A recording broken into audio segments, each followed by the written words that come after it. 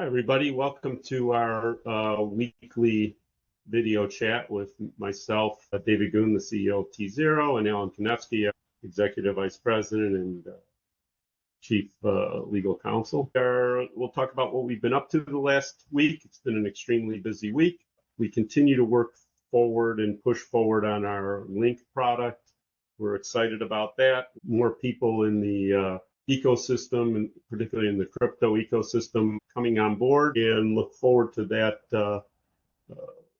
project moving ahead. Alan, perhaps you could give just a brief primer on exactly what it does for everyone to refresh them. Absolutely. Thank you, David, and good to talk to everyone again. The Lynq project uses an innovative platform to provide settlement system for various market participants in the digital asset space. We use that in conjunction with two partners, Arca and Tacit, and really delivering a best-of-breed solution for yield and settlement. We achieve yield by using a securities-based fund interest that, unlike traditional stablecoins, is permitted to earn yield, in this case linked to a portfolio of treasuries. And we couple that with a broker-dealer platform that tZERO operates, together with an innovative front end provided by our third partner, Tacit, that delivers best-in-breed user experience for participants who want to use these securities to settle among each other in near real time. It achieves this functionality while again delivering yield to its users, which is unique in this space, particularly compared to traditional stablecoins. Right. I think the big takeaway I get from this, to try and put it as simple as possible, is that people are moving money in the, let's call it the crypto universe, but as opposed to the regular world where when you're moving particularly lots of money, even if it's just for overnight, you get to earn interest. So there's things called repo desks in traditional finance, which make tons of money and is very important to the workings of the machine of moving money globally. In the crypto universe, you can use stable coins, which are great, but they don't earn yield, they don't earn interest. So what we have here is a product where you can move money and actually earn interest, much more akin, tied to treasuries, much more akin to the way the regular market functions. And so with the billions of dollars that are moving every day in that world that aren't earning yield, these are going to be securities, hence why we're here using our broker-dealer, and stablecoin can't earn interest. These are ways that you can actually earn treasury-linked interest on your payment flows.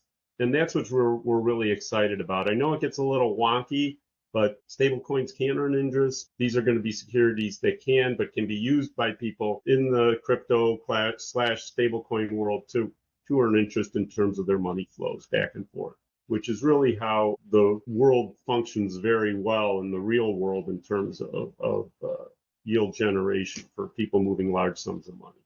So we got that going. The other thing we're working on, we're far along the way, is we have a pretty deep patent portfolio that we got from that tZERO has, and we believe that there are many players out there that are possibly, if not probably, infringing on our patents, and we're exploring how to monetize that. And we're not just exploring it, we're pretty far along the path of, and you'll see in the coming weeks probably, of moving forward on our potential enforcement of some of the patents that we have. And the great thing about tZERO is that it's been around for a while in this world. So a lot of these patents are early and have really strong, shall I say, credibility, and strong, I think will be very strong in enforcement. So we are moving along on that. No offense to Alan, because he's an attorney, but patents do involve attorneys, and they like to cross their T's and dot their I's. But we are very far along this path. As the world has evolved in this,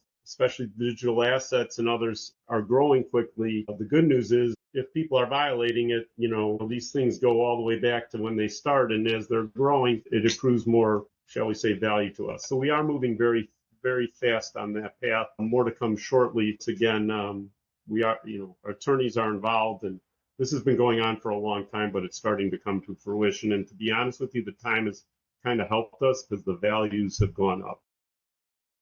And just give some statistics here.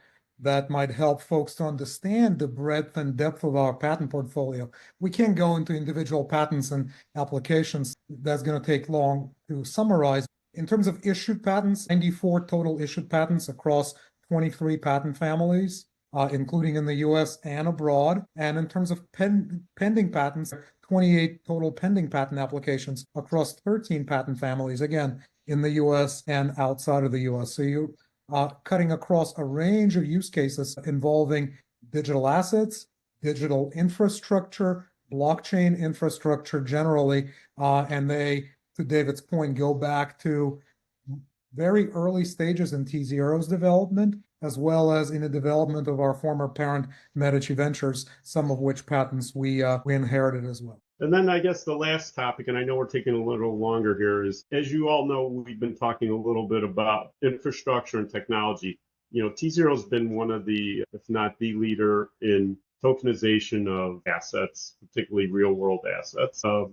And we've been using the general infrastructure, you know, as they call it, you know, layer ones of, you know, to put things out on the blockchain, you know, whether it's ETH or it's, you know, Avalanche or Tezos. We've used a variety of what they call layer ones. As we've gotten some expertise in this and working on it, what we're potentially looking at is exploring ways to create some type of infrastructure that we will own, that others could potentially use, that'll be more specific to the types of assets we have, real world assets. So that's a big project, and I think you're going to hear more from us there, but we do think there's a lot of potential, not just for us, for others, to having a more specific infrastructure for us to own and for us and others to potentially use. So more to come on that topic. I'll leave you a little bit with that cliffhanger and look forward to talking to everyone next week. We got to roll up our sleeves and get right back to work. So thank you, Alan, and look forward to talking to everybody next week.